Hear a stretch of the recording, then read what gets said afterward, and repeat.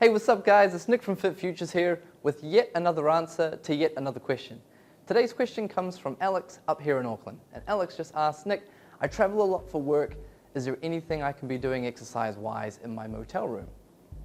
Awesome question. In fact, there's actually a book on this subject to a certain degree called Bodyweight Strength Training Anatomy. Feel free to check it out. I didn't write it, but it's a very good book nonetheless. And it kind of illustrates a whole bunch of things you can do that are body weight, incorporating chairs and poofs and bands and all sorts of cool stuff. So definitely recommend that you check that book out if you can get your hands on it.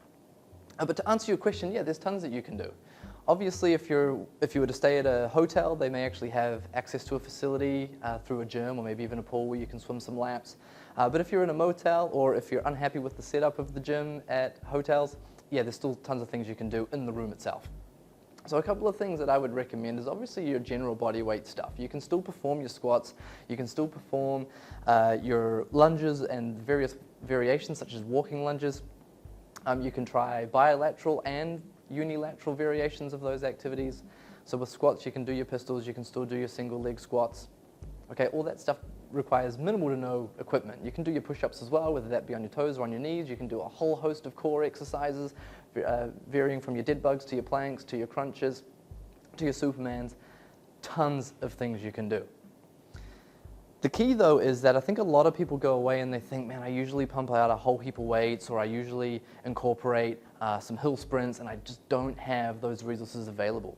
The key is to know that the alternative is to really do nothing. So by incorporating even just a little bit of exercise, even though it's not typically what you would do, because you'd be working with a whole heap of body weight variations, it's still better than nothing. Now the other thing that you could do if you had access to bands or even sliders is you can take those along with you. With the bands, you can do a whole bunch of protraction stuff. You can maybe hook it up somewhere and perform some banded rotations to work on your shoulder. If there was a broomstick there, you can take the broom handle out and you can perform a whole heap of dowel-related movements, whether that be some real cool stuff like dowel power shrugs or dowel snatches, things to that effect. But again, you can also do a whole bunch of mobility-based work with your shoulder joint and through the pectoral girdle. In addition to that, though, the sliders I mentioned, you don't even necessarily need sliders, you just need paper plates. And if you've got paper plates, you can put those down onto the floor and you can get down as though you're going to perform a push-up, and you can slowly move your arms away and perform a paper-plated version of a chest fly, as an example. Or you could even drop down onto your back and you could get into a similar position that you would adopt if you were going to be doing leg curls utilizing a Swiss ball. And you can pop your feet onto the paper plates and slowly drag those in and out while in that bridge position. So a whole host of things you can do, Alex. There's no need for you to get too bent out of shape with that one.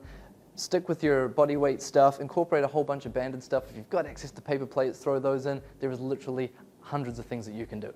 So give that a go next time you're away working in your motel room and see if it works for you. Until next time, team, keep safe, and as always, keep an eye out for more content.